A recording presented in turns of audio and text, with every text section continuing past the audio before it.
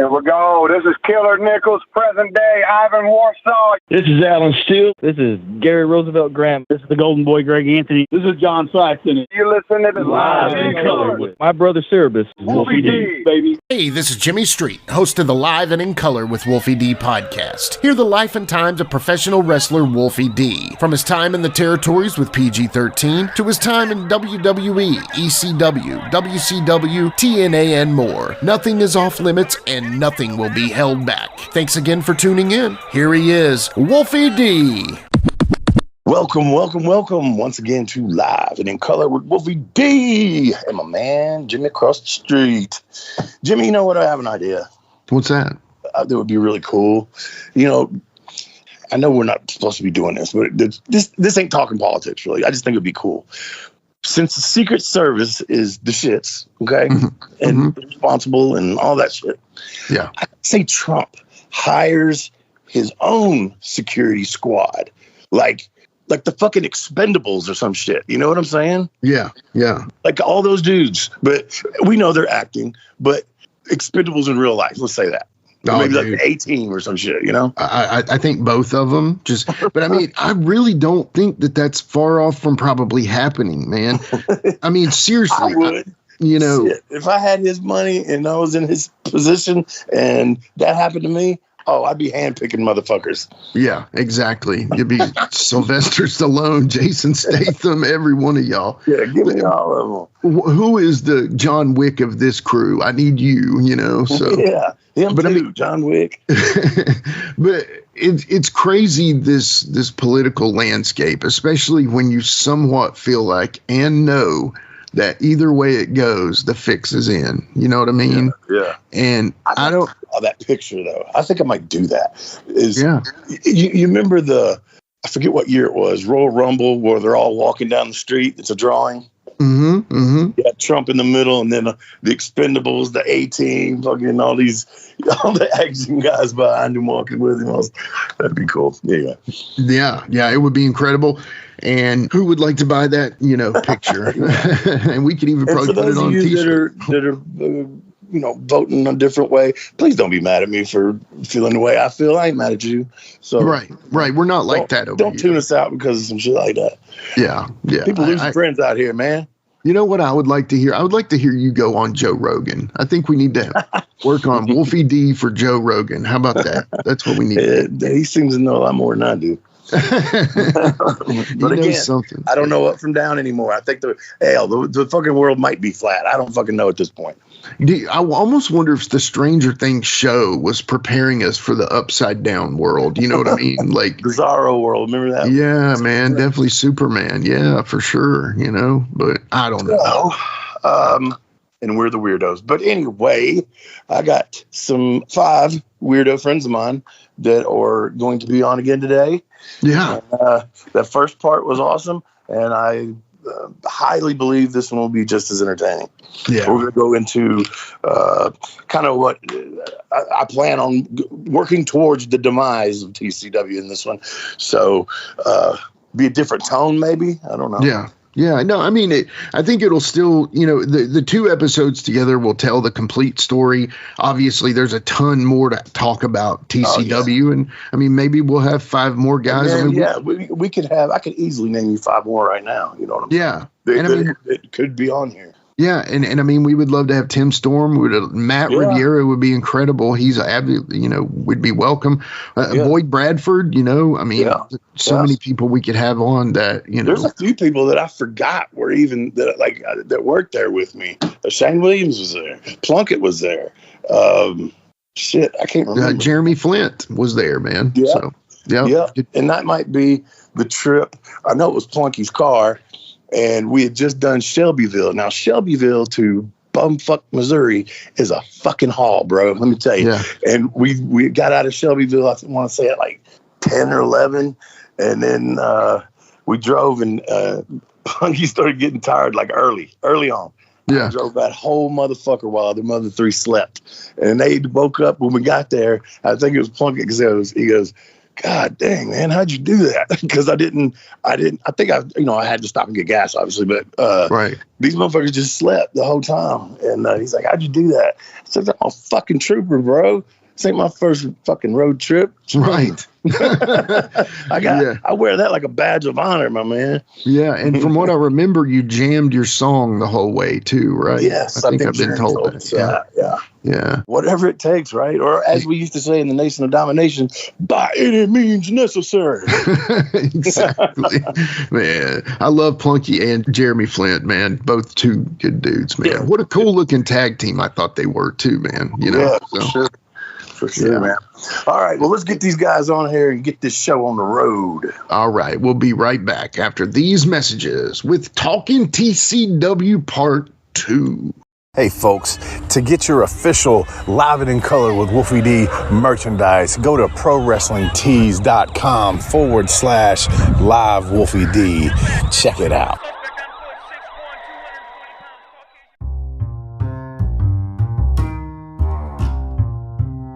If you're listening to Live and in Color with Wolfie D on Apple Podcast and like what you're hearing, go ahead and leave a 5-star rating. And while you're at it, write a review. Tell us what you liked. Tell us what you'd like to hear in the future. It's very important to us and always appreciated. Thanks again. All right, guys, we're back for part 2 of the TCW roundtable discussion. Jimmy, that first week, that was great stuff, man. Dude, it flew by, man. Dude, that hour went by so fast. I feel like everybody barely got a chance to talk. It's like, man, we need to do a 6-part episode on this. Maybe so. Yeah. Maybe so. So, all right, Jimmy, I'm going to let you, because I'm normally the one that starts it out, and then I have to hot tag you and all that bullshit. So I'm going to let you start week 2 out here, part 2 of the TCW roundtable, and let you start it out, and then you hot tag me. How's that? Now, I love it.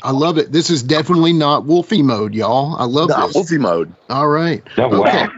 So, I did a little stint in Nashville. I hate to even talk about it. The people are so tired of hearing it, but I did manage a little bit in Nashville. And I remember, you would go to a show, work for Byrd, work for TJ Weatherby, whoever, and they would have 1 or 2 legends, around. And it would be like, Doug Gilbert, Wolfie D, Brian Christopher, somebody like that. Maybe Billy Gunn, whatever. But the one thing that I thought TCW did was blend the highest quality indie talent with so many incredible legends. And I guess the thing I would like to do here is let's start with John on this one. Who is one of the legends that you connected with the most? Man, I'm going to tell you, I'm really big because of my age. Man, I worked with so many of Bill Watts' original guys when I broke in Louisiana. Mm-hmm. But I am always big when a veteran guy tells you something positive. And I'm going to tell you, I had we had an after party, or we went to eat or something at Hooters after one of the tapings. And that night I had worked with Matt Bourne. And Matt comes in, and me and Matt knew a lot of the same guys from Texas, but I had never met him, never worked with him, didn't know him. He walked in, patted me on the back. He said, "Hey, kid." I said, "Well, there's an interesting term for me, but what?" He goes, "You were probably the easiest match I've had in 8 years." He said, "I didn't have to move you one time." He said, "Brother," he said, "damn, and he wanted to know who broke me in. And I told him, I said, "Well, Maniac Mike Davis started me." He goes, "Brother, he taught you right." He said, I didn't feel you one time, didn't have to pick you up one time. Of course, I felt that hammer when he hit me with that big son of a bitch. But one thing I loved about TCW is the guys that did come in. I remember the first night Tommy Dreamer came in, and me and Tommy go way back. First thing he did, he looked at me and said, "Saxon, there's a production truck here. What's going on in this?" I said, "Well, brother, he's trying to do it right, Yeah. And just for the fans, the listeners out there, I know you got a lot of listeners that have never seen TCW or were familiar with it. Just a quick list for them. The guys that passed through there when I was there was Matt Bourne, Chavo Guerrero, DDP came through. Obviously, Bobby Eaton was kind of the staple, but Matt was great about bringing those vet guys. Tommy Dreamer, Lance Hoyt. I had a hand in bringing him in. He was big in Japan at the time. Yeah. And what was great was those guys came in and they were just Johnny on the spot working with the what would be considered the indie talent. But man, you know, they would come in, put guys over. It was just the camaraderie with the veteran guys he brought in was always so good. Yeah. I always really appreciated that. And once again, you know, Matt had a formula, and blending those guys, man, putting guys in there that he knew could get the job done, but also like with Roosevelt. And I'm glad Wolfie brought this up. When I got there, Roosevelt was comedy. And I'm just going to throw this out there. I really didn't want to work with him. But then I did work with him. Yeah. Matt came to me and said, dude, y'all were fantastic. And then I watched Wolfie come in, and Wolfie, brother, he evolved. I watched Gary Roosevelt Gram go from comedy ring slinger, okay, to a legitimate guy on a legitimate show with legitimate everything. And I just kind of sat back and watched that as a booker, because I've booked a lot. I totally appreciated that. And that's what the vet guys to me brought to the table, was they would take that guy who had that raw talent and just mold him. And Roosevelt was one of those guys, man. I tell you what, I was thrilled to work with him, you know, once he took off, you know, That's awesome. And obviously Matt and Wolfie saw the talent in it. That's awesome. I appreciate that, man. Well, I tell you what, Gary, take it away, Here's what I brother. saw in Gary was sink or swim. I got to teach this kid to work. I got to teach this kid to work, man. He's my meal ticket right now. He's Matt's buddy. What about So you, what was Gary? the question? Yeah, What was just the question? basically, like, what legends or legends that you felt like you connected with the most? Oh shoot, I don't know if he's getting, but Lance Hoyt, me and him hit it off. We used to hang out a lot back in those days. He was cool as shit. And Yeah. what was it? And everybody's gonna say Matt Bourne, but Yeah. he always told me we wanted to work. But yeah, it kind of ended too quickly with him. But he always told me he wanted to work. I worked Nikels one time with Matt Bourne on the outside, and he praised that match, and it was just a squash match. That's But awesome. He gave me good props on that. Well, Killer, it's all you, brother. What about you? Well, before going to Matt Bourne, I'll tell you, he brought Jake Roberts in, and we did a thing where, you know, Matt, I had my guys in my corner, and I had a match with Matt Riviera, and he had Jake Roberts in his corner. And it was awesome having Jake there. He was there all day. We'd go before the show, we had back in the promo room doing promos, and, you know, he sat in there the whole time. You know, it was just great having Jake Roberts there. You know, I remember mine, I did my promo, and then he gave me a little critiques, a little this and that, and I did another promo, you know, he'd kind of give me little notes and stuff, and then getting to work with him in that match, that was badass. I always liked Jake the Snake Roberts, and you know, getting to be able to be around him, Jim Duggan there, of course, you know, Bobby Eaton, just great. I had a good relationship with Bobby Eaton before TCW, so, you know, it was like just being there with a good friend. But man, it was fantastic getting to tag with Matt Bourne. You know, there's the stories about Matt and how he was and stuff, but, you know, we clicked pretty good because, you know, I was kind of on that same level with him, but he for the most part, in my opinion, he was pretty level-headed around that time. He had his little slip-ups or whatever, and but you know, just having Matt there, like, we didn't really ever have to go over much, if anything at all, whether it be a promo or a match. You know, it was just like, okay, you ready? Yeah. Okay. His face is painted. He's ready. I'm ready. My boots are tied, and let's just go out and rock. We're going to talk. We're going to promo. We just, you know, we didn't have to like really go over our cues. We just kind of bounced off each other, and in the ring and the match. If I had a singles match and he was on the outside, it was just working. You know, I mean, you know, Wolfie, you the same way. You go out there and work. I remember the first time I had that match with you, Wolfie. I'll tell you this, man, because I always think about you. And this was not in TCW. This was in Nashville, I believe.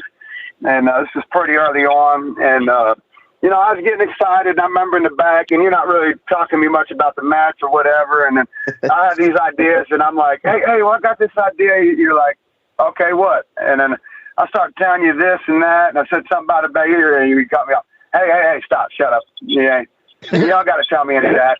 If you want to get it in, hey, get it in. If, you know, I don't need to know any of that shit. And I was like, but it was great because I was like, it put me at such ease, like, oh yeah, okay, yeah, we can just do it. Yeah, and it's just what a concept, and it was right? better that way. Yeah, and then plus, like, what the fuck am I doing asking you about? I just shut up and listen to the man when he calls you spots or whatever. And I'll tell you this too: the way you call the match, like, not, you know, and I don't know if you just the way you called the match. I remember it was so easy because you're not calling specific shit for me. It was just like, all right, cut off, heat, okay, hold, okay. And then you'd say something for your, you know, false comeback or whatever spot it was. And it was just like, you gave me the cues, but you gave me the freedom to, you know, do my thing. It wasn't like micromanaging. Move for move, match, right? Yeah, you know? Yeah. And that, you know, and being trained the way I was, you know, I was kind of already queued up for that. And then working with you like that, I was primed to go with when I was working with Matt Bourne and TCW or that Fit Finley match. Like, I was so comfortable there, like, you know, it seemed like he hid from me all day or something. Like, and I was comfortable with it. You know, and of course it's Finley, you know, I don't need to talk much to him. And, you know, but, you know, a lot of guys, though, if, you know, well, they get the nerves going before the match and they get home and they got to go over the match over and over. Oh, you're killing my buzz here, man. You make it, you know, and, but coming, you know, that preparation was, you know, you can't buy that shit anywhere. You know, it's just, you got to be around the people that, you know, just know how to do it. And, but yeah, I had a great connection with Matt Bourne, man. Like, it was, that was really great. Yeah, I think it was like 2 years of us tagging and, you know, got to know each other pretty well and worked good together. I love him.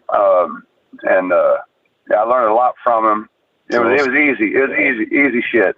Yeah. TCW was the first time that I had ever met Matt when I came there. And he was, I mean, we did it. Me and him. I forget how I got there, but I needed a ride back to Memphis from wherever the fuck we are. We're way out there, and me and him rode back. He drove, and great conversation, great dude. I never got a chance to work with him, but just, you know, automatically, you know how it is. You know, one of the guys, and you could tell when, like, he could tell I knew what time it was, type of thing. And we had a good trip, man. And it wasn't long after that he passed away. And so that lost a great thank you for your compliment, Kevin. I appreciate that, man. And I'm going to go off here on a different little thing because of what you said about calling it like I called it to you.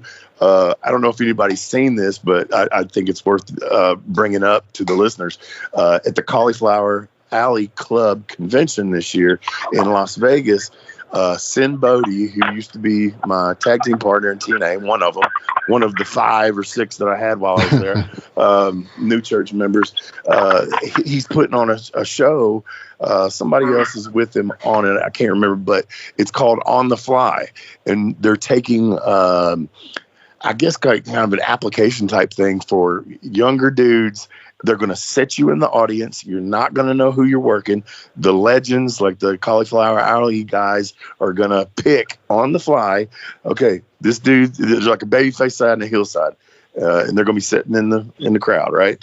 And they're going to say, all right, you versus you, get in the ring, do it. And they've got to call it on the fly. I would give anything if I could be there for this, but hopefully they're going to tape it. I'll get to see it after. So I think it's a tremendous idea. I think it's, I don't know. It could be really good or it could be really bad, I guess. I don't know. Hey, Wolf. Yeah. Saxon. Now, see, I got a question about that because, you know, when you broke in, and I don't think I ever asked you who broke you into the business. I don't think we ever had that conversation. But when you broke in, was it still like when I broke in, brother? The veteran guy didn't even talk to you before you went to the ring.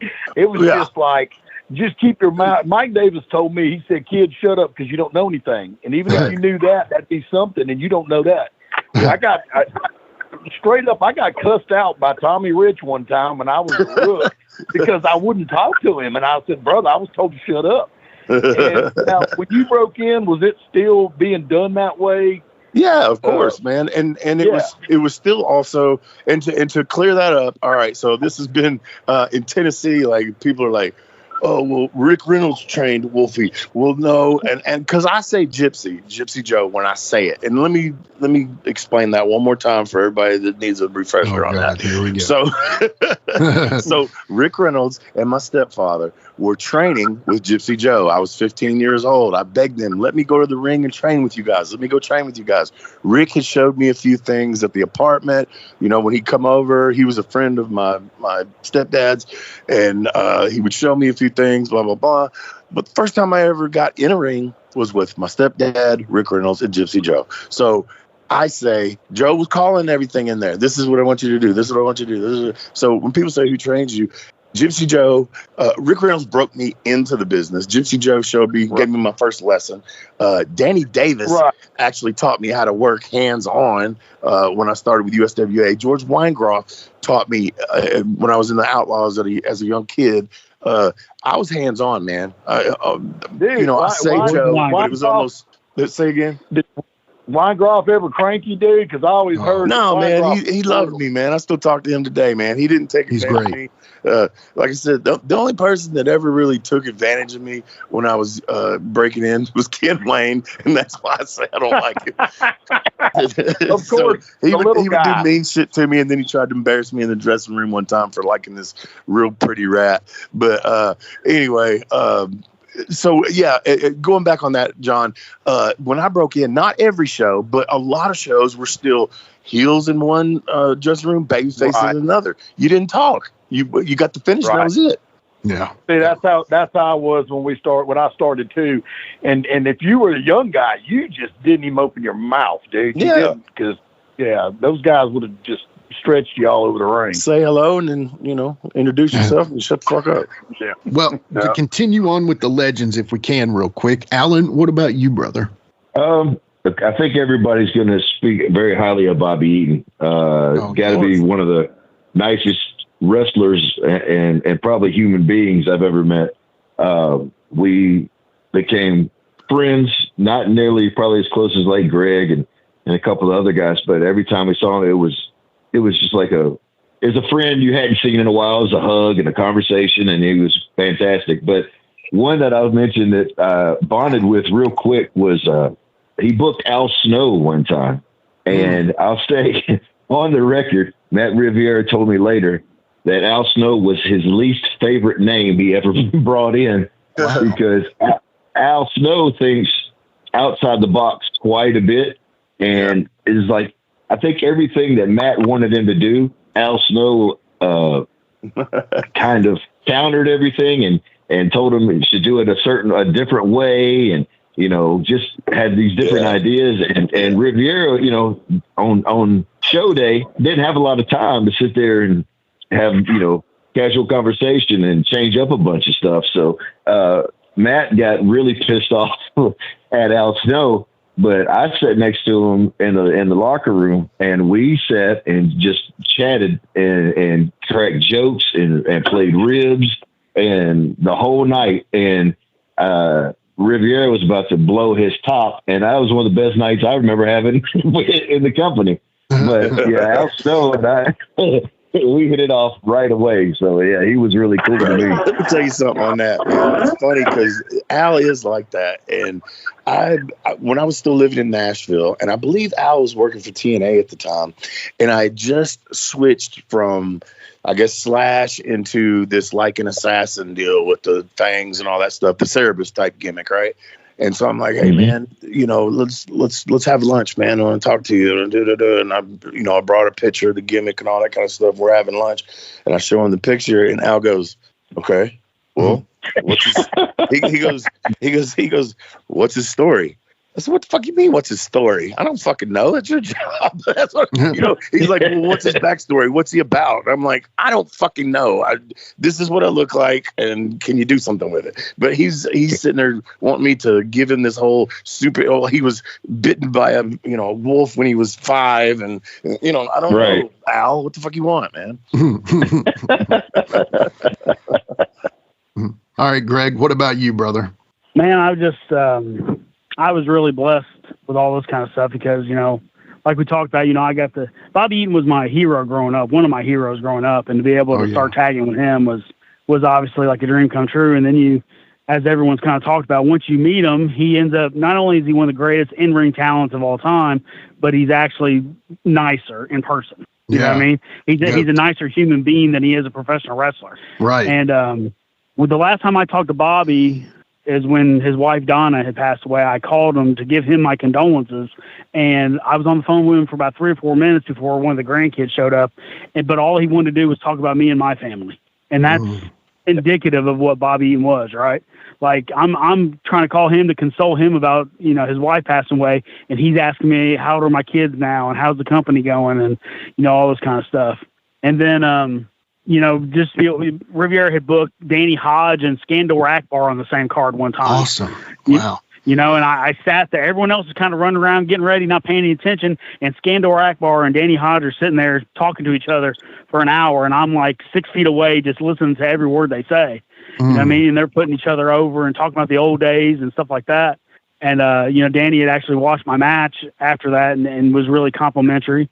And then, you know, we get guys like Diamond Dallas Page to come in, and he's on a taping, and me and Riviera are doing something with him later in the night. Well, he watches my match earlier in the night, and then he comes up to me when I'm with some other guys, and he like slaps me on the shoulder, and he's like, dude, you can go. He said, all that little mannerisms and stuff you do before you even lock up, that's what wrestling's about. That's what Dusty taught me. You know what I mean? He was putting me over in front of everybody like that. Yeah. And then everyone's talking about Matt Bourne. You know, Matt Bourne was John hit the nail on the head. Our locker room, that locker room could have been anywhere in the world. You know what I mean? When you look at that locker room from top to bottom, any one of those guys could have went anywhere else in the world and been okay, right? And like Bourne was, you know, from my understanding, talking to Tim, because Tim had known him obviously decades before we did. And, you know, Matt wasn't like, he wasn't, you know, just automatically complimentary to everybody. You know what I mean? Like you had to work for his love sometimes, you know what I mean? And like, I got through with the match one time and I came through Gorilla, and like, as soon as I came through the Gorilla, he's like beelining, like, okay, imagine a clown running at you, number one. That was scary enough. But like, he's beelining to me, and he gets to me, he goes, dude, you can fucking work. You know what I mean? And I really took that to heart because I knew he didn't give out compliments just to anybody. You know what I mean? Yeah. So, I mean, the TCW stuff, and I got to work with, you know, Matt Hardy several times in tag matches and stuff like that. And like, he never treated me like, well, he's Matt Hardy and I'm just this guy on this lower card. Like, me and Matt were talking, and I think this time him and Jeff had just started working the Young Bucks here and there. And they had some match where they apparently tore the house down, and they were selling it somewhere, like selling it on DVD, or I don't even think streaming was really a thing yet, but they were selling it online somewhere. And I was talking to him about that, and I was like, well, that's really cool. I hope I get a chance to check it out. And I walked away, and then a couple minutes later, he came back to me. He said, hey, here, what's your phone number? And he texted me a private link to the match so I could watch it. That's awesome. You know what I mean?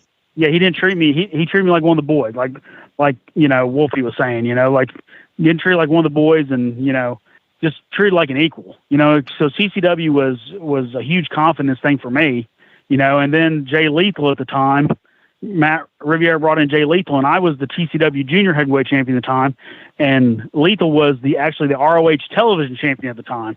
And of course, he doesn't know me from Adam, and he comes in and looks at me, and you guys know I'm not a bodybuilder by any means, right? So he doesn't know what he's getting into.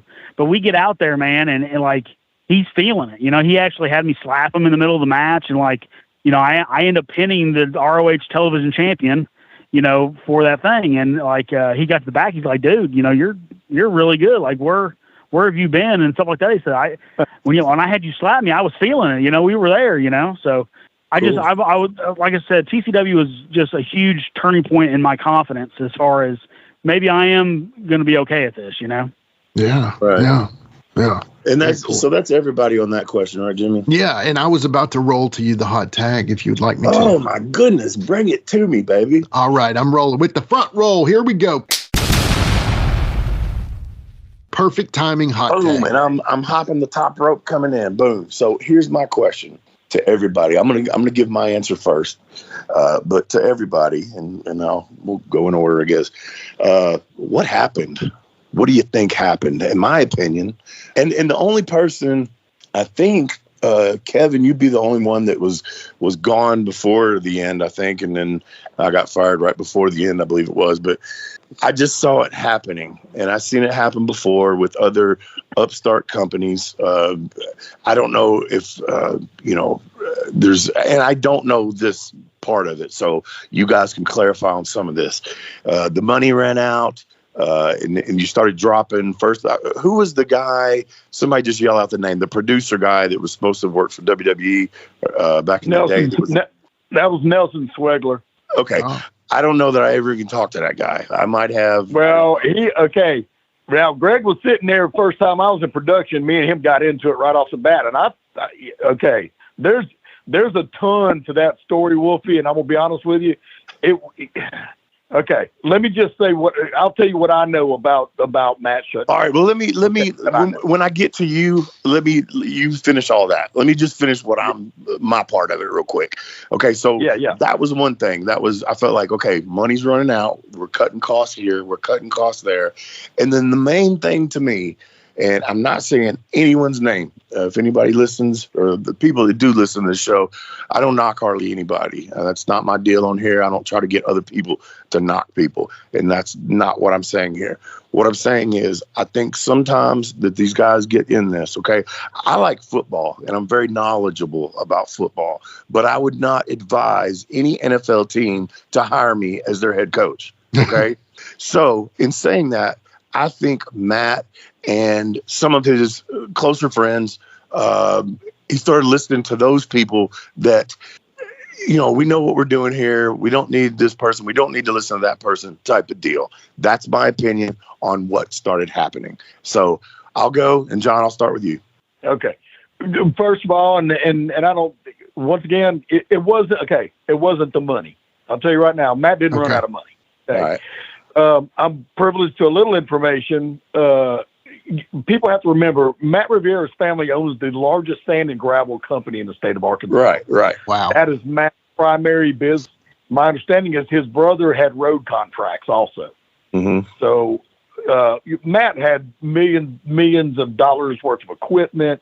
And my understanding, or as it was told to me, now not directly by Matt, but by someone, was that Matt's dad was very concerned because the wrestling was taking up so much time away from the primary money-making business. But it had to be losing money too, right? Well, okay, and here's the thing. Well, what I do know is some of the internet, a lot of guys don't realize we were in a bunch of international markets that were paying for the TV.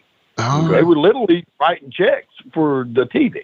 Okay. Now, as far as the lighting and all that being scaled down, that didn't have anything to do. That was me and Tommy Parker. Oh. And I'm going to tell you why. Nelson Swegler now, he was a producer for WWF.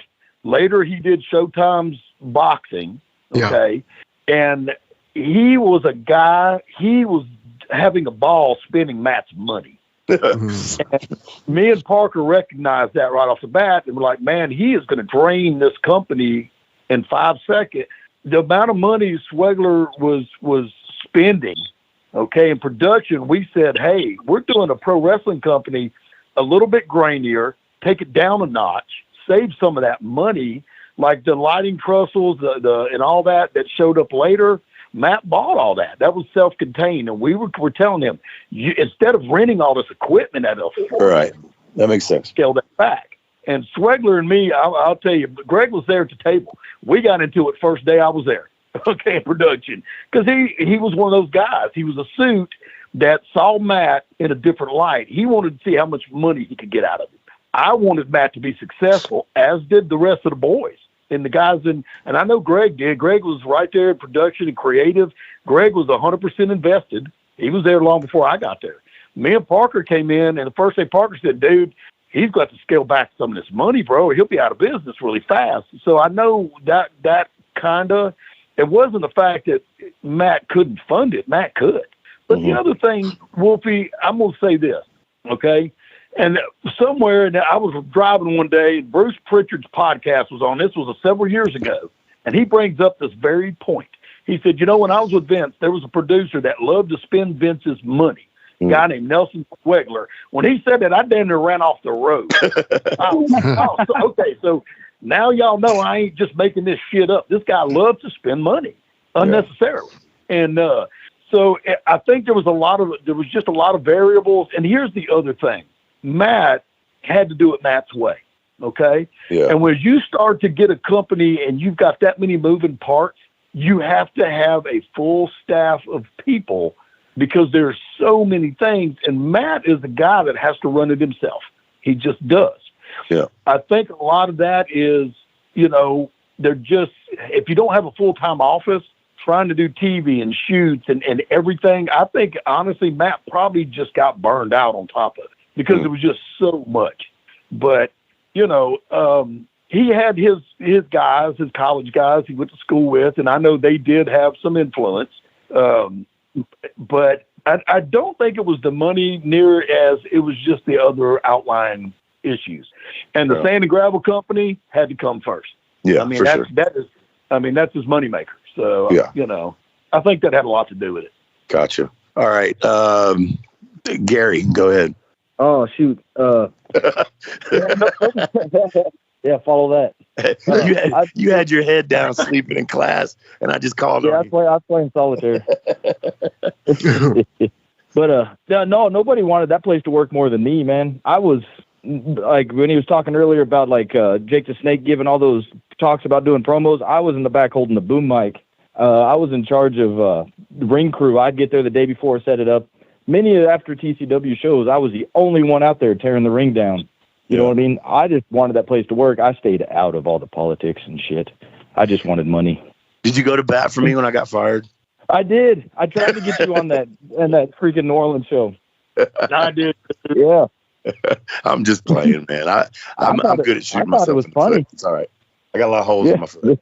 All right. So, Alan, go ahead.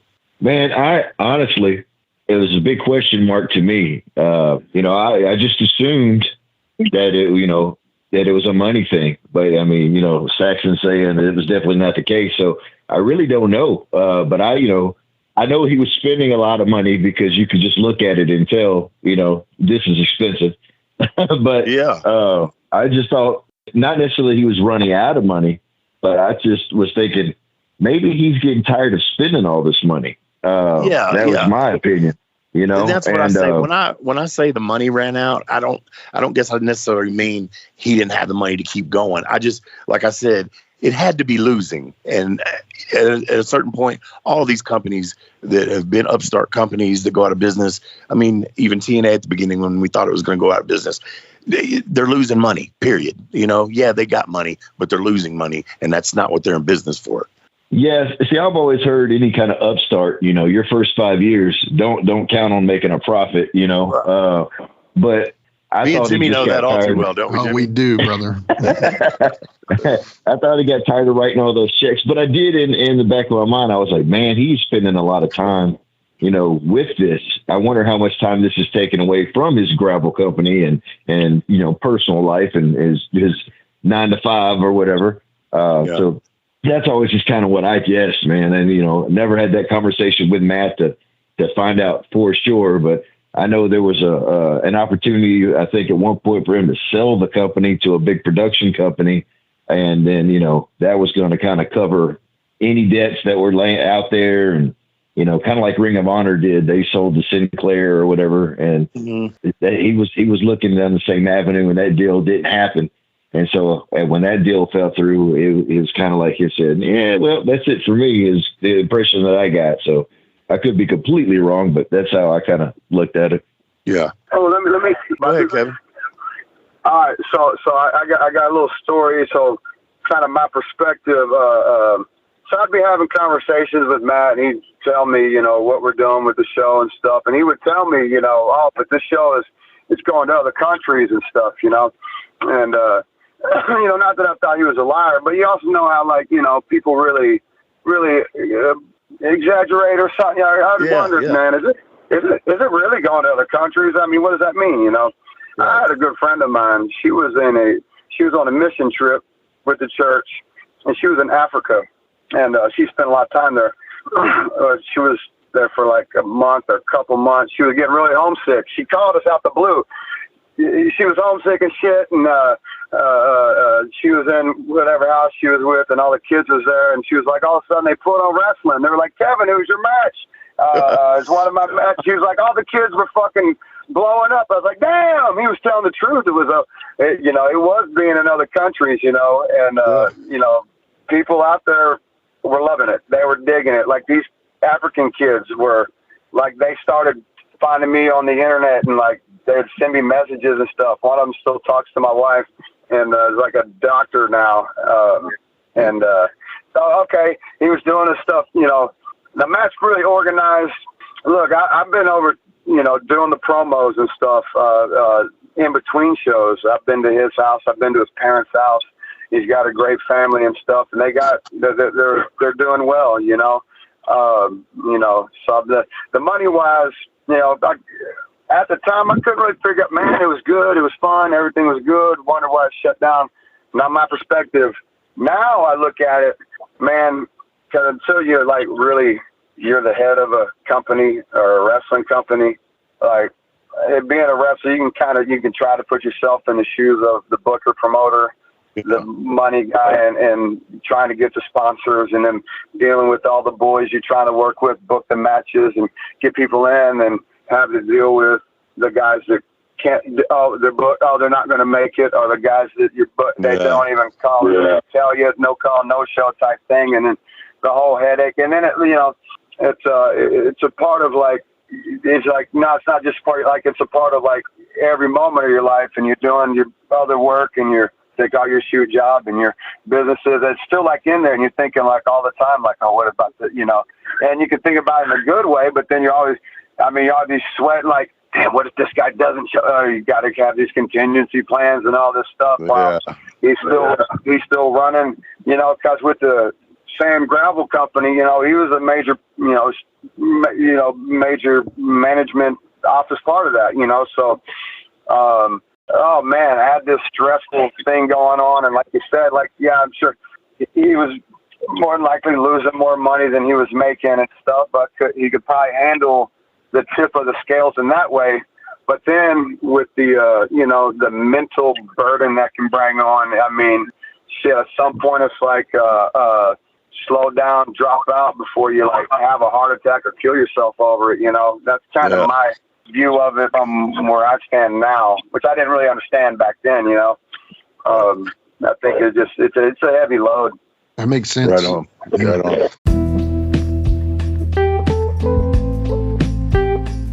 Let's take a quick time out and get a word from one of my dope ass sponsors, and we'll be right back with more Live and in Color with Wolfie D. Support for Live and in Color with Wolfie D is brought to you by Manscaped, who is the best in men's below-the-waist grooming. Manscaped offers precision-engineered tools for your family jewels. Manscaped recently launched the Ultimate Men's Hygiene Bundle, the Performance Package. Join over 4 million men worldwide who trust Manscaped with this exclusive offer for you. 20% off and free worldwide shipping with the code WOLFIE at manscaped.com. If my math's correct, that's about 8 million balls.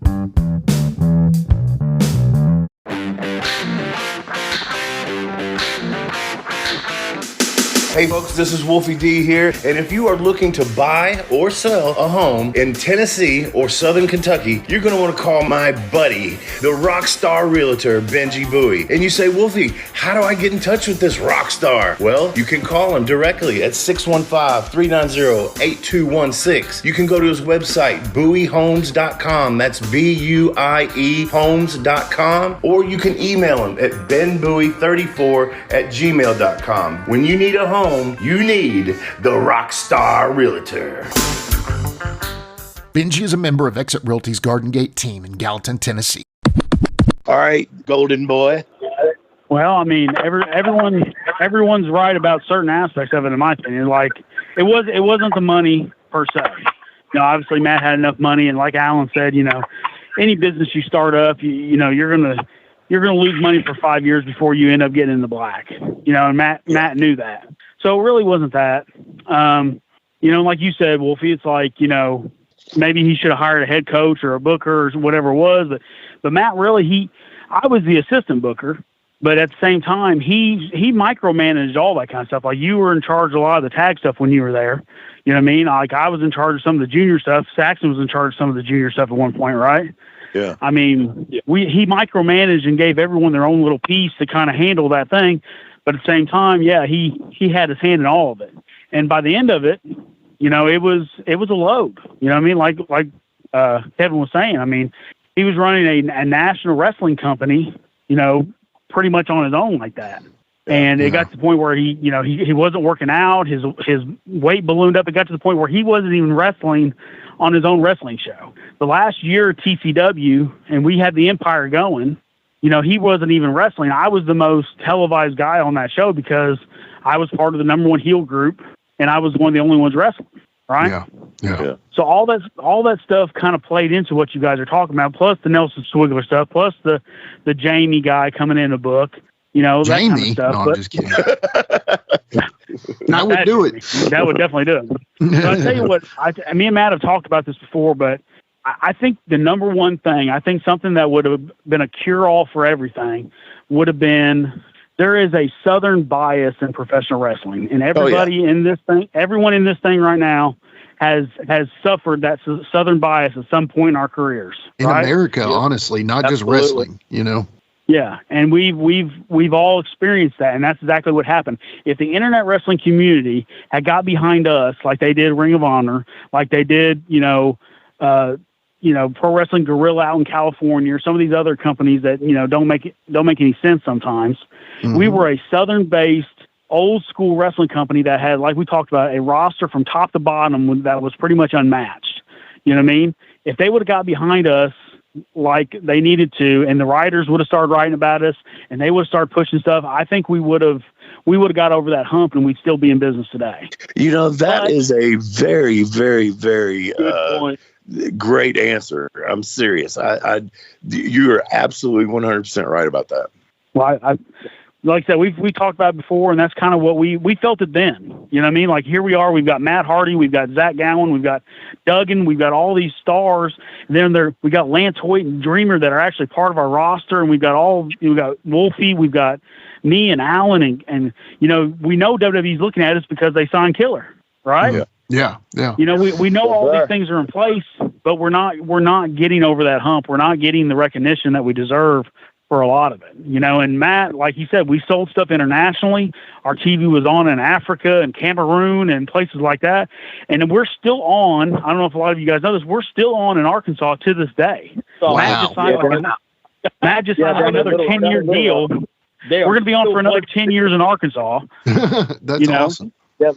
So, I mean, we're still on. So it's still, I get messages every couple months. Hey, you're wrestling Dustin Heritage on TCW right now. They ran that. I'm gonna tell y'all, they ran that here, because we had TV in Meridian, Mississippi too.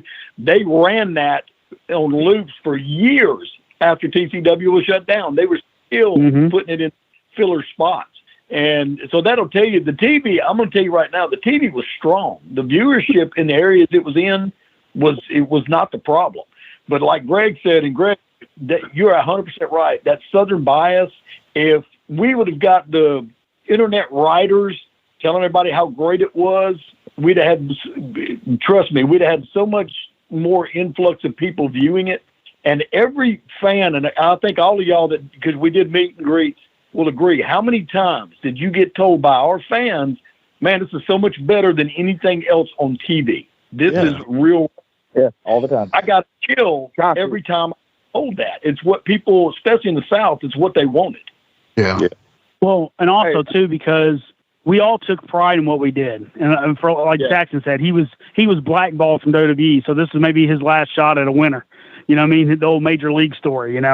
Like he took pride in what he did. He went out there every time, and we all had a really good, healthy competition with each other, right? Like, I wanted to prove that I was just as good a worker as John Saxon. John Saxon would have proved he was good as Jason Kincaid. Kincaid wouldn't see he was good as Sigmund, and the list goes on, right? And it was fun to be in that locker room and do that with you guys. With what we've been talking about, so I live in Northwest Arkansas. I'm an hour north of Fort Smith. look, and I'm running Ozark Mountain Wrestling up here now. I get people still talk, like they come, I don't know them. They come to the show or whatever, and they still talk about the TCW shows. It was a couple months ago. I was south of Fayetteville, and I walked into a gas station kind of out there, and you know, I don't have my mohawk anymore, but the dude behind the counter, he was like looking at me, and I'm checking out and stuff. He's like, "Hey, are you Killer Nikels?" I was like, "Yeah, I was." And just going on about TCW, like the people that came to those shows, it was fucking on, man. And like those people still remember, they still talk about it, you know, and yeah, I mean, it made a lasting impression on not just us, but the audience. And that's a big thing, man. The audience connected with it big time. Yeah, that's very cool. Hey, Wolfie, I still sell our pictures at some of these shows here in Arkansas, and they still sell, man. I think hey, send me some money. He's going to want it. Yeah. Yeah. That's a whole thing with Bill Dundee. I hope you know. Wolfie, Yeah, Wolfie, put the knife down, Wolfie. Wolfie, put the knife down. Right. Let real quick. Y'all brought up Jason Kincaid, and obviously I know Jason. I didn't know him well, but I worked with him. Great wrestler. But is it true? And in some, I know Greg or John are going to know this answer. But is it true that he actually gave away the junior heavyweight title to a Mexican promotion? Is that true? Yes, 100% yes. So Riviera, on the last TCW thing, he told a couple of us, "Hey, just keep the titles." He didn't know what he's going to do yet. So, like, I had, like, the international title. I think I had the tags. You know, I had just different titles of his that I took home and kept with me. Well, Kincaid, he gave him the junior title. Hey, just hold on to it, you know, that kind of thing. Well, Kincaid did one of his shows down in Mexico, and apparently he told me, because Riviera asked me, "Hey, can you get my title back from Kincaid?" So I messaged Kincaid, and he's like, "Oh yeah, I gifted it to a company in Mexico." And and these are beautiful like, how belts. the hell am I going to tell Riviera this? These are like Reg Park, Dave Milliken belts, right? Milliken's, Milliken titles. Yeah. Riviera refused to use anything but Dave Milliken titles. So. Why didn't he sell it? Why do you give it? Why didn't you pawn it? Wait a minute. I think he literally thought Riviera was giving it to him as like a parting gift, like, thank you for all your hard work in TCW. And like, then he ended up giving it to another company. I'm like, dude, I didn't know what to say. Wolfie D sat in a hotel room and drank his West Virginia moonshine, brother. Oh, yeah. We're talking about Kincaid. Who knows? I would be remiss, and I don't mean to take over, but since Kincaid was mentioned, I will say this. I did that best of 7 series on TV with him. And great matches, man. Great matches. Brother, all I remember thinking is if I was 10 years younger, because shout out to Kincaid if he hears this, because I was in the backside of my career, a lot of injuries, a lot of ailments. And, dude, I was trying to keep up with that kid, and he carried me and took care of me like $1 million through that best of 7 series. And when people ask me, in almost 30 years of being involved in wrestling, that was one of the funnest things and one of the best things that I got to do. And I got to do it really late. And anybody out there, if you get a chance to check him out, he's still out there on Independence. He's still working. Man, that guy was truly a phenom, not to mention one of the best human beings. Yeah. I mean, he is an old mountain hillbilly, but I think just don't give him your belt. Yeah. For sure, man. This has been absolutely awesome, entertaining to me, and I'm pretty sure everybody listening will feel the same way. Jimmy, do you have a final question, or can I wrap it up with my final thoughts here? Yeah, go ahead with you. I mean, I just want to go around to each person. Again, I had each one of you on here. We were thinking of, me and Jimmy came up, well, I kind of pitched this idea to Jimmy, hey, let's do a show on TCW. We haven't covered that. And then I said, well, who should we get on? Okay, well, man, I want to get this dude. Well, dang, I can't have him without him. So there's 5 of you here, and I'm sitting here at this moment or throughout this show going, damn, I should have had this guy, there could have been 10 more people on here that I would love to have had. Kincaid being one of them, and many more. Bradford, Sigmund, yeah, man, Elliot, man, all these guys, man. So we might even have to do another one with another 5 or something. Shit, I don't know. This was kind of fun. I really dug it. But I want to go around each one of you. It doesn't necessarily have to be about TCW, but you can say whatever you want to say, man. Again, I thank each and every one of you for coming on here, and I adore each and every one of you, or I wouldn't have had you fucking on here. I hope you guys know that. So just whoever, jump in, say your final thoughts, man. Well, hey, this is Alan, and I just want to say, hey, this is my 27th year in professional wrestling. And I've said this a couple times before, and I've had 2 locker rooms that I considered families in this 27 years. One was at Power Pro. I became real close to a lot of those guys, and like brothers for real. So, with some of them, some like family. Some drift away, and we still chat here and there. But this TCW locker room was just like a family to me. It was, I couldn't tell you the excitement that I would feel like the week of like leading into the TCW events. I would be so like jazzed up. And me personally, never been a drinker, never done drugs, but I was on such a high on adrenaline and just passion. And the crazy thing was I was surrounded by 20 other guys who had the same thing going for them, So this was refreshing, has been said a few times. This is refreshing. This was rewarding. And everybody on this call, man, love you like a brother. Wolfie, I still owe you a receipt. No, I was just joking. But hey, unless you drive up to my house, knock on my door, and punch me in the nose, you ain't gonna get a chance because I ain't wrestling. well, it'd be hard to do for me now too because I'm not much either. But no, seriously, I appreciate Wolfie, you having me on here. It's good to hear the voices of some of these guys. I chat. Well, like text message or not message, but inbox with Golden Boy every blue moon. He'll shoot me. He checked on me. I had a health issue not that long ago, and he would check on me and stuff. And I appreciate those things. Killer Nikels, known him since kind of day one of his start. Love him. There's nobody in here that, of course, I'm the prick who likes to rib and joke a lot. So I might rub you the wrong way, but it's all out of love. And I just, I'll get long-winded on this, but I can feel myself starting to miss this, because I have a lot less matches ahead of me than I do behind me. And this camaraderie and doing things like this podcast, Wolfie, it means a lot to me because I'm not very active and I could be just inactive totally, but just being around you guys, even though we're everybody's at their own homes or whatever, it hits me in the heart real hard and real strong. So I appreciate it. I love you guys. And hopefully we'll get to see each other again. Yeah. Thanks, Alan. Hey, man, it's Gary here, man. Yeah. Hey, I'm just going to keep mine short, man. There's a lot of pricks in this business, but I got to work everybody that's on this podcast right now. And I got mad respect for all of you. Love you all, man. Thank you. Thanks, Gary. Yeah. Yeah, I'll go. Yeah, Killer. First, man, thanks, Wolfie, for having me on here.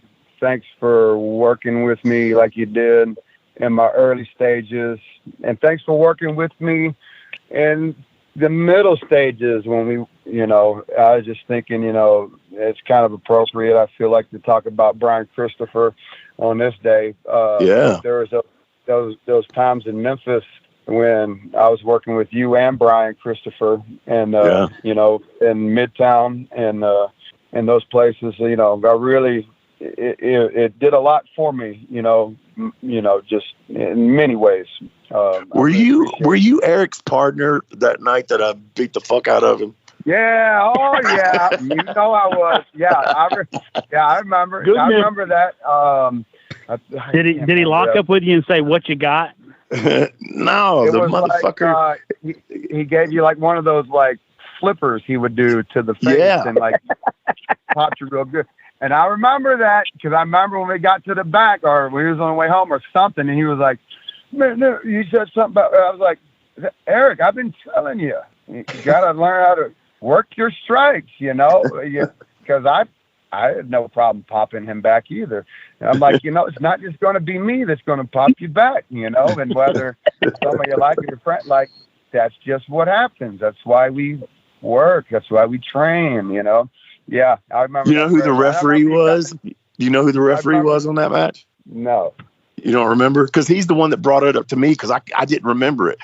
Jerry Calhoun was the referee. Yes, he was. And we had him on the show, and he was like, "Wolfie, I remember that night you beat the hell out of Eric Wayne." And I was like, or he couldn't remember his name. That's what it was. He couldn't remember who it was.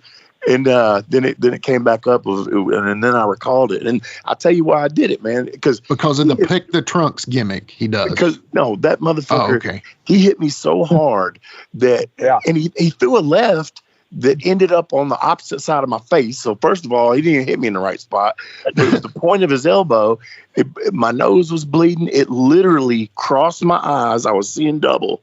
But I didn't fucking go down, by God. I didn't go down. And my teeth on that side of my face was numb for like, I don't know, 2 weeks or something. But anyway, what pissed me off the most, I could have took that, right? I could have took that. But when we got to the back, he was nowhere to be found. I'm sorry. Are you okay? Not nothing. He never spoke to me. And then we got in that battle royal, and that's when I got my receipt back. And the funniest thing in the world, and all y'all know Lawler well enough to know how funny this is. And you don't go down in a battle royal. Well, I had that motherfucker down on the ground choking the shit out of him. And we're in the middle of the ring, and Lawler walks by, and under his breath he goes, "What the fuck are y'all doing?" he didn't know what the deal was, but it was funny. I remember you talking to me in the back. You're like, "Hey man, nothing against you," and so I was like, "Hey man, I train with him. I get it. You gotta tell me, I'm straight." But I appreciate you, man. Like what you pass on to me. I got a wrestling gym here where I live, and look, very specific things that I learned from you. I pass that along to guys I work with, guys I train, and I really thank you for it. It's done a lot for me. Everybody in this group here I've worked with, some more than others, but each one of them, it's been fantastic.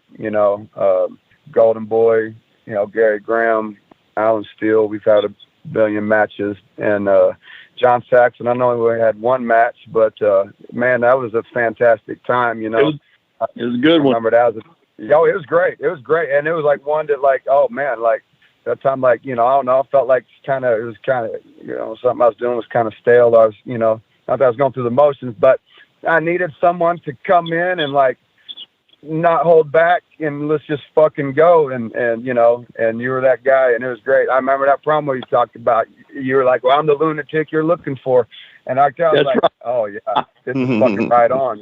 Good stuff. As far as Matt Riviera, and I'm sure he's going to listen to this. I love Matt Riviera, and I'm so thankful for just the stage he gave all of us. For sure. This, because for sure. Coming away from this, you look around, you're like, man, that doesn't just happen all the time. Something like that, and what it was, and however long it was, it really feels like it was probably longer than what it really was, and it was really special.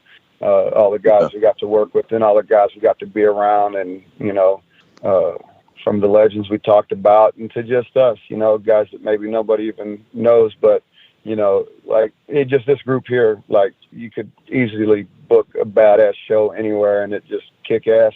And I'm just really thankful to have that stage, and just even know you guys. And thank you for including me in this conversation, Wolfie. I appreciate you. Absolutely, brother. I think it's John. Man, listening to Alan talk, bro, I'm a little emotional myself, man. TCW, like you said, it was a great time. It was an incredible journey. There's so much more to the story. we've knocked out 2 hours, and I can think of so many other just small things, ribs, fun stuff. Yeah, man.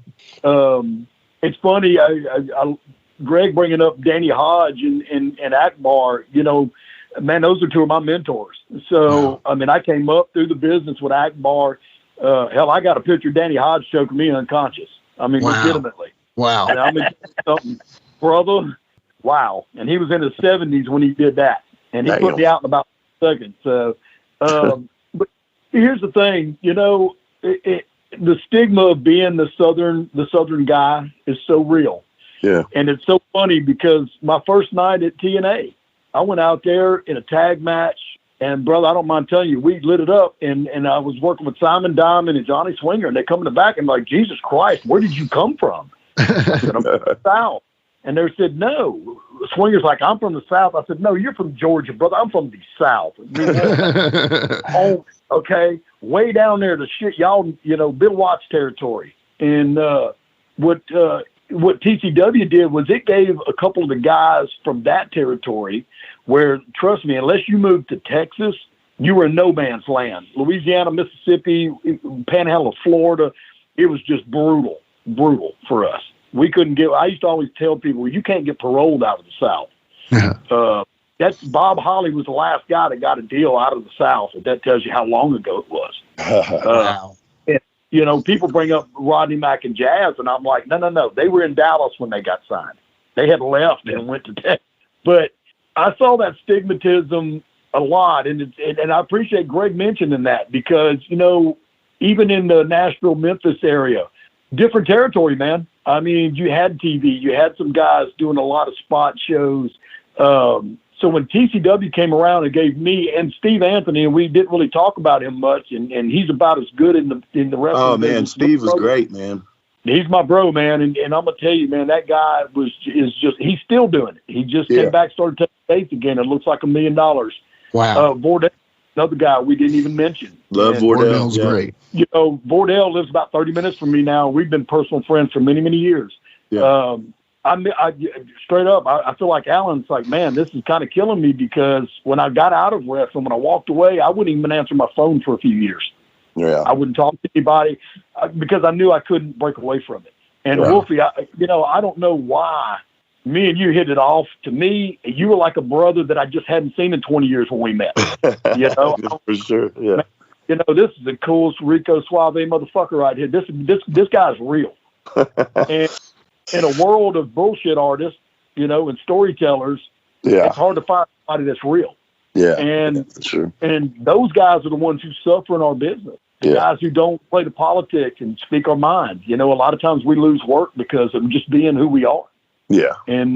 But I will say this, much love and respect to all the guys on this podcast. Man, this has been just phenomenal for me because I'm kind of a hermit now. I don't get out much, Yeah. And Alan Steele, man, Alan, one of the nicest guys I ever met in this business. I was always thrilled to see him. Greg Anthony, bro, he's Greg, I'm going to say this, dude, you're the hand up Mona Lisa skirt, son. You're the guy they don't see coming. What the hell are you going to do with that guy? And then I saw him work. I'm like, holy shit. Okay, never mind. Brother, you are a phenomenal talent. There's no doubt about it. Killer Nikels. Thank you. Why Vince and them didn't pay you, big brother, I don't even know. I don't know why that didn't work out because to me, you were a star. You were going to be a star. And I believe that from the first time I worked with you. I said, man, I told Ken Wayne that. I said, dude, the Fed will find him, son. He's everything that pro wrestling should be. And that was our conversation I had with Ken after the match. I said, damn, this kid, and he ain't scared. That son of a bitch will bring it. And I love that, So, much love to Matt. I hope Matt understands how much all of us appreciated him, and I think he does. I love Matt to death. Like I said, he did some personal stuff for me that he did not have to do, and that was just phenomenal. And I've been in the game a long, long time, and I've dealt with the con artists, the carpetbaggers, the bullshit. The guys that been on top that'll lie to you every 3 seconds. And I will say this: at TCW, we were all on the same team. I felt like everybody would go out there and lay down for anybody because it was for the benefit of the group. And you don't find that in the wrestling business. You don't find that. Okay, it is. Right. I tell young guys, this business is shameless self-promotion. That's what it is. But every once in a while, you get a group, you get that situation where everybody's out there and it's like, hey, we all respect each other. Everybody would do the job for anybody. Yeah. And I got news for Alan. Alan Steele, yeah, you may not have been somebody's Jerry Lawler or John Cena, brother, but you were damn sure somebody's Arn Anderson. Ooh, very nice. I've never seen you have a bad match, son, ever. Big guy. I appreciate that. Yeah, you know. Thank you very much. And I'm going to do this publicly because I feel like I need to. I'm going to shout to Tim Storm, and I hope Tim sees this, because we could have done an hour just on Tim and the type of guy he is. My understanding is Tim's the one who got me hired there. He went out of his way, went to Matt and said, look, this is the guy you need. And he never would admit to that when I asked him, but I could see the look on his face. And if it wasn't for Tim, I don't think I'd have been there. So, you know, for everybody that contributed, y'all all contributed to my life personally. Man, I can't thank y'all enough. I appreciate everything everybody ever did at TCW, man. And I don't think what we need to talk about is how close it was to going really huge, man. Yeah. And I'll tell y'all what y'all didn't know. Man, I had an initial setup meeting with Tiger Hattori from New Japan, bro. Wow. And Matt had given me the thumbs up on it, yes. And they were looking, and I went to him. I said, they're looking for an American market. And unfortunately, the boat kind of went down before we could ever really get that into motion. Because I would have loved to have seen that happen for some of our guys, you know. But, Wolfie, what can I say, bro? I mean, I used to talk to you 4 days and never run out of material, and I know you're right. Way. For sure. Personally, I tell you, I love y'all, brother. I love you. Thanks for having me on. If there's anything, I'm digging this. I've had 100 people tell me I need a podcast, but I don't think anybody wants to hear what I got to say. Oh, nonsense. I have enjoyed this to the umpteenth degree, and I got a million more stories. So, brother, if you need anything, you know, hit me up anytime, bro. Absolutely, John. Thank you for coming on. Oh, yeah. Golden boy, one more time. Yeah, brother. Wolf, first of all, you know why you beat the fuck out of Eric, don't you? Yeah. No, it was a generational receipt. You were getting them back for Ken all those years ago, is what it was. Ken and Buddy. Yeah, Ken and Buddy. There you go. But yeah, it's the same thing Saxon was saying. You know, he kind of hit the nail. I've always called myself like the Susan Boyle of wrestling. I don't know if you guys remember her when she went on, you know, American Idol or whatever it was that time, and no one thought she could sing, and all of a sudden she's the greatest opera singer in the world. You know, I kind of felt that was part of my shtick. Like, who is this guy coming out here? And by the time I got on the microphone and started wrestling, they're like, oh well, shit, I guess he can do this. I love everyone in this interview too. I mean, like Kevin, I was there pretty much when he started too, and like even a year and a half in, he was cutting promos that would give me goosebumps. And I knew like he could do that on a national level. And I really was hoping he'd get an opportunity. He was, he'll have to tell you the story sometime, but I think he was a hair away from being part of the Wyatt family, which would have changed his life. Wow. You know? And, you know, Saxon, when we were in TCW together, I used to rib him a little bit about his age, you know, cause he was, like he said, he was 50 years old, but he was going, man. And like, I always kind of looked at him as kind of like our Nick Bockwinkel kind of thing, because Bockwinkel was 45, 50 years old too when he was having hour Broadways with Kurt Hennig and stuff like that, and he was taking guys to a next level. He's talking about Kincaid carrying him. I think it was the other way around sometimes, because Saxon could go no matter what age he is. Probably go better than 99% of the guys right now. Yep. Alan, same way. Alan, you know, he started a couple years before me, but I've always kind of looked up to him. But me and him, you know, we've always kind of been on that same level. We always liked all the old school stuff. And for us being two quote unquote Memphis area guys to be able to get that opportunity with TCW and like a national kind of thing, it really boosted our confidence and what we could do. And like he said, he was jazzed up all week, you know, ready for TCW. I was the same way, man. I was ready to go. Gary, you know, me and Gary, you know, we worked each other 1,000 times. You know, he's one of the nicest guys there is. We got booked in a ladder match a couple years ago, and on paper that doesn't sound like fun for either one of us. But we went out and tore the house down, and the commission almost shut the show down and all kinds of stuff. But that's the way the wrestling business goes, right? Wow.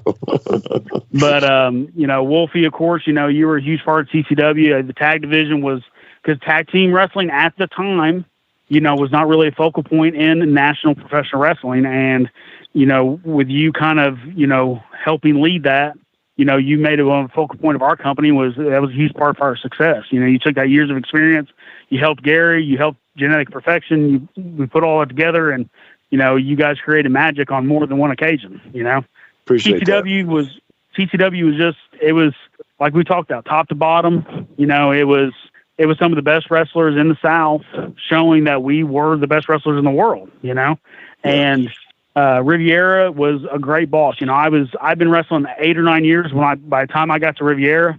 You know, I'd done that stuff with Bobby, and I was pretty polished by the time I got there. But man, he takes everything to the next level, you know what I mean? And he took me to the next level. And like I said, he's helped me be able to do what I do now, to where I don't have to go punch someone else's clock and go stack boxes for a living. I'm a professional wrestling promoter and wrestler for a living because of the opportunities he afforded me. And I'll never be able to repay him for something like that. But it all started with TCW. Yeah. That's awesome. Well, thank you, Greg, and thank you, everybody. That was great closing arguments there. That was great. So, yeah, man. Again, I just want to say to each and every one of you, thank you. Y'all know what you mean to me. I hope, or you know, like I said, I wouldn't have asked you guys to do this with me, and it's a first for me and Jimmy. I think this is Jimmy. I don't know about you, but I think this has exceeded my expectations of what this was going to be. Oh yeah, 100%. I mean, and I'll dare I say, I think it's opened the door for 5 solo shows myself. Speaking, you know, so yeah, damn good. And to Matt Riviera, if you're listening, I also would like to say thank you. You know, I don't think I've talked to Matt since Wolfie Mode hit him in the face, but I apologize for Wolfie Mode, but you are in good company because I've done it to the best of them. I totally apologize for that. It happens, man. It happens. But yeah, thank you, guys. Thank you to the listeners. I hope you've enjoyed this, and we'll know by the numbers how much you enjoyed it. So we're gonna close this one up, man. And Jimmy, we'll come back with Ask Wolfie D Anything. Yeah, and if you're not in Cameroon or Africa or wherever, go look on YouTube. Some great TCW wrestling action. Highly recommend it. You will not. I've been entertained the past week and a half. So, and I ain't gonna lie, man. I'll say this, man. I had I'm talking about some of the best matches that I've had my whole career. Now, I've had some good ones, but some of them were in TCW. Some matches that I look at and I go, that shit was good. And you know who my partner was? Was Gary. So I can say, Gary, me and you had some damn good matches. And one that comes to mind that I think was really, really damn good was that one we had with the twins. You remember that one? Oh, the Tate twins? The Tate twins? Yeah. Yeah. Damn good match. Very match. Cool. A lot of good stuff went down there. Everybody said it, and I guess, you know, we can say it till we're blue in the face, but it's fucking true. It was good stuff. Thanks, Matt. And this is my apology to Matt by promoting his shit on my show. So, all right, guys. Everybody have a good evening. We'll be right back after this. Thanks, guys. Y'all are awesome. Man, that was great, guys. I appreciate it. Yeah, great stuff. Oh, thank you. Thank you, guys. Take care. Thank you very much. That went well. All right, DJ, hit the music.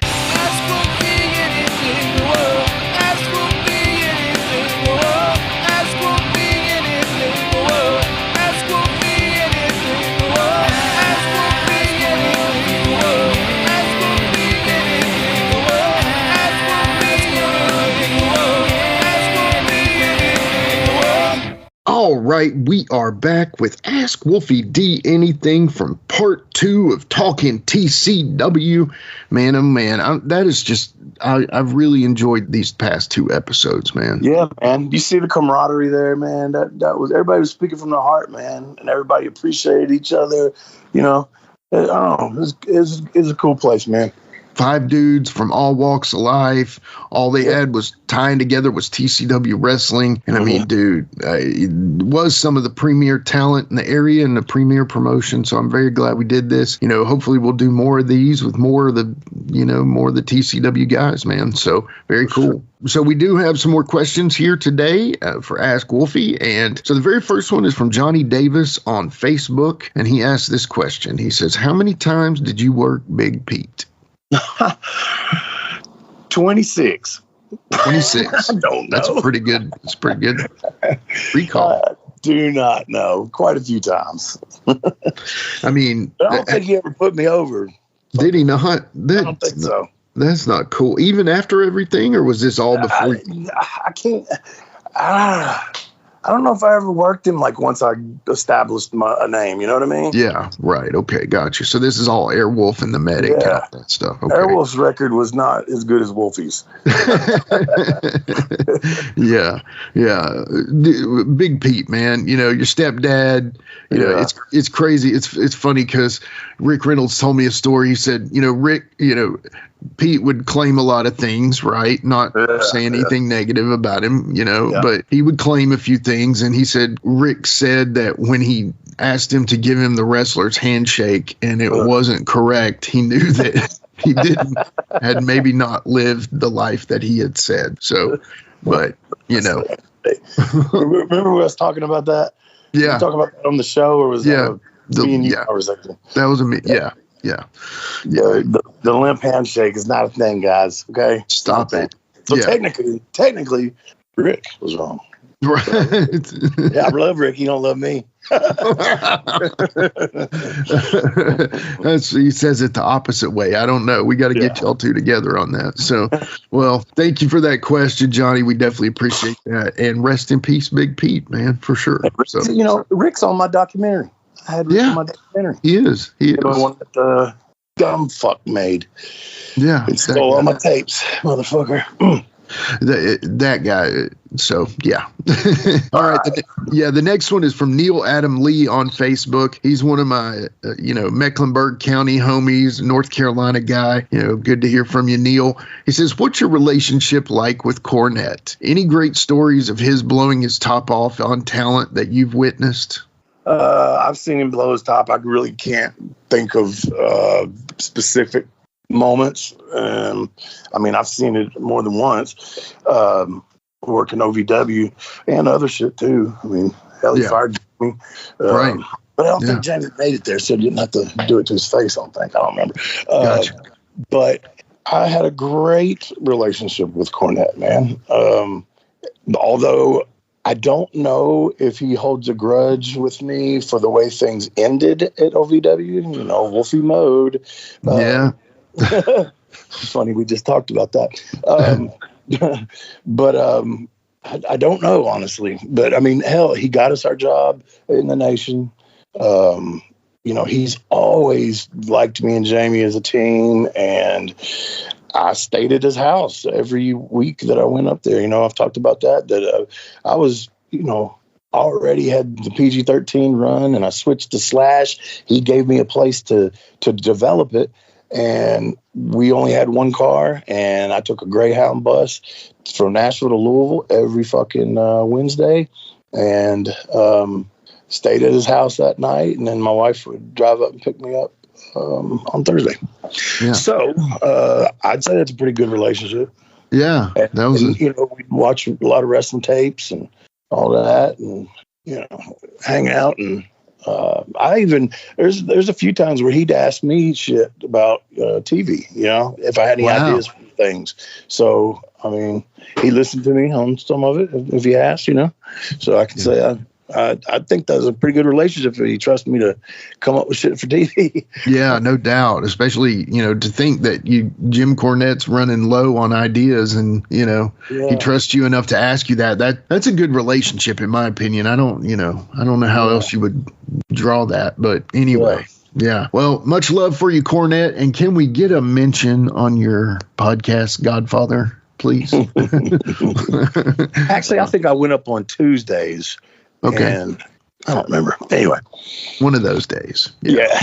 But I'm sure those were fun times, man, for sure. So, okay. So the third and final question on this TCW Part 2 episode is from Brad Freeland on Facebook. And Brad asks this one, great question asker that he is. It says, when USWA closed and Power Pro opened, was there still a developmental deal with WWE? And if so, was there any talk about you going to New York as a single?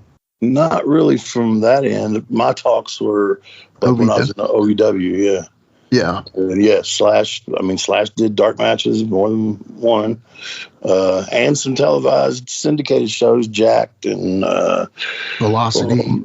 No, I think Metal, was one. Metal, okay. They named, I get it. Yeah. Slash did a few of those, and there was definitely talks of that. But Wolfie mode.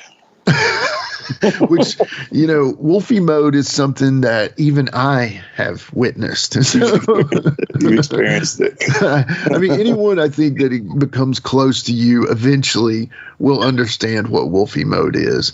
Yeah, Man, I tell you, sometimes, no, I'm just kidding. Wolfie mode has not showed Wolfie mode in a really long time, so I'm not even tripping about that. But yeah. But anyway, the point about the deal is so Power Pro was after USWA, so OVW, was further on down the line. So that's kind of when you got back into possible singles looks. Right. Because I was in Power Pro, then I had that wreck, right, where the rollover crash and all that, and so I was out for that for a minute, and that's when I came up with Slash. Yeah, and it was after that wreck, and then I did go to Power Pro, and they had guys there, Steve Bradley, and some other ones. Kurt Angle. I mean, Yeah, Kurt Angle came there. Yeah, and I worked him all the time.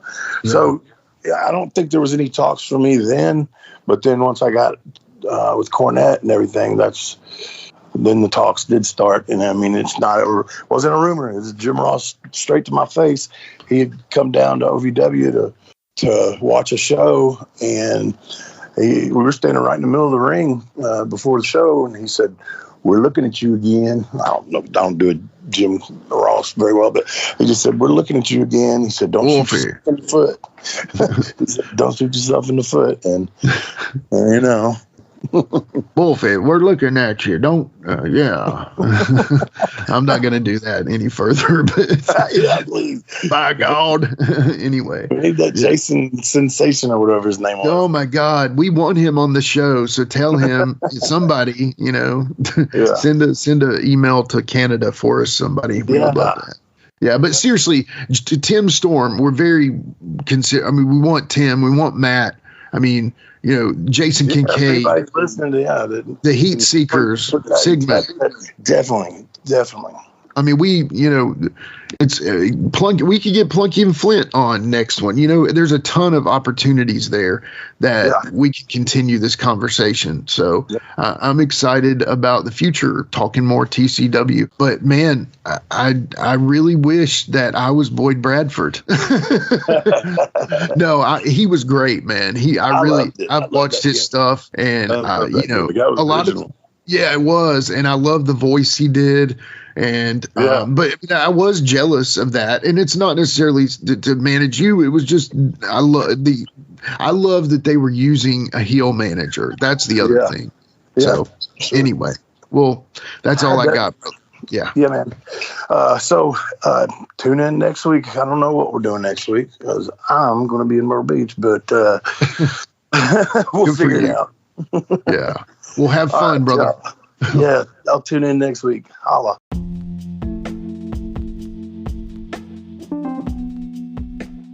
And now a word from our sponsor.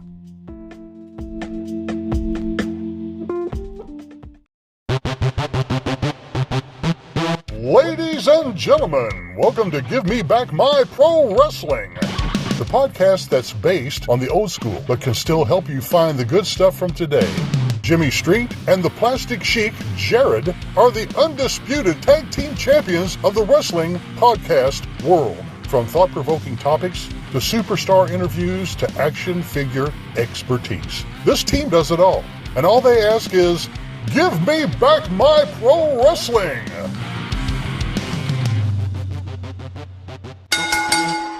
Every other Thursday, wherever you listen to podcasts. Hey everybody, Gene Jackson here, inviting you to check out the Retro Wrestling Review, where each week I'm joined by some great co-hosts who help me review classic episodes of USWA Championship Wrestling, and right now we are doing week-by-week reviews of 1993. But we don't just do reviews, sometimes we get a chance to interview some of the people who were there and lived it, plus do watch-alongs. It's a lot of fun, so check out new episodes that drop every Wednesday at WrestleCopia.com. And to find links to everything associated to the podcast, you can go to USWApodcast.com. Hey, it's the Heat Miser Scotty Blaze. Now I'm inviting all of y'all to join me on my brand new podcast, Turning Up the Heat with the Heat Miser Scotty Blaze.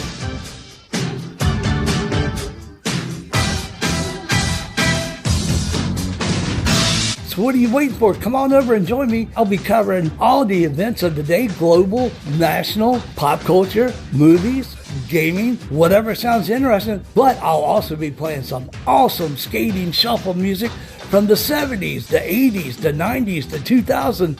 Anything that has a good beat, I'm going to be playing it. You can rest assured. Come on over, tuthradio.com. The podcast is on every major podcast platform.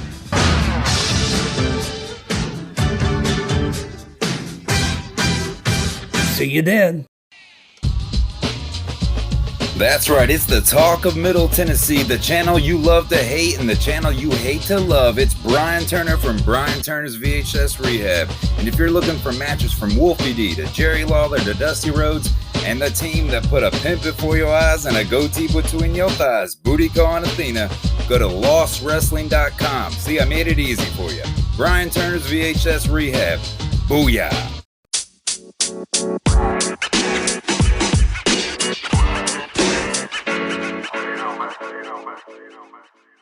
So that was another great episode. Hey, Wolfie, tell them where they can find you on social media. Jimmy, they can find me in the club, bottle full of bub. I'm just kidding. They can find me on Facebook. My personal page is Warren Wolf, WOLFE. I'm on Instagram at WarrenWolf13. You can always find us on Facebook, Twitter, Instagram, and YouTube at Live Wolfie D. Here's the thing. Wolfie always has offers for his autographed photos. He has a selection of some awesome photos from throughout his career that he will autograph and personalize any way that you want him to. Just contact him either directly at his personal Facebook page or through any one of our other pages, and we'll make sure you get in contact directly with Wolfie. Get those photos, right, Wolfie? Yeah, I've got some good stuff on there, to help with the podcast. Folks, if you can't get out to a show to meet Wolfie D, there's nothing like that, especially for the fans of PG-13 and Wolfie D. And before we go, you can always find me, your host, Jimmy Street, at James Rock Street on Twitter, Instagram, and YouTube. And hey, Jimmy, before we go real quick, I just want to add in there,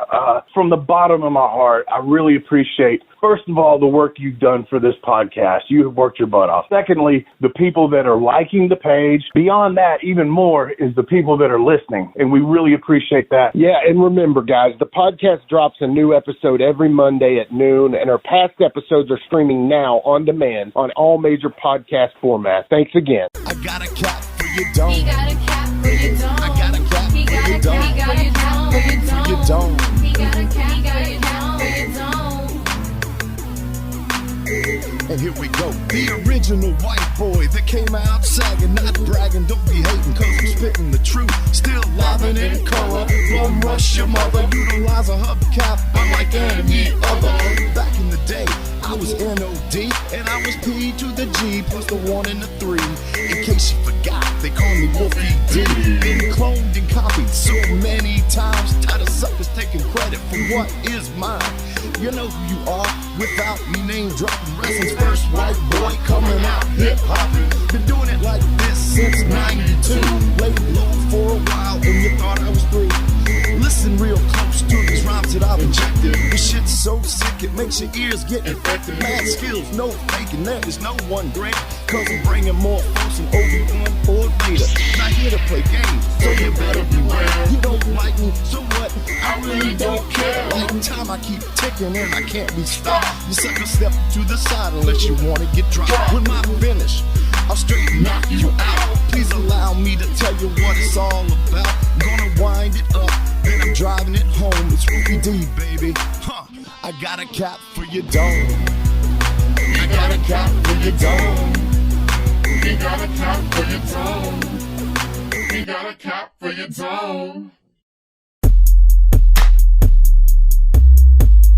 This has been a James Rock Street production.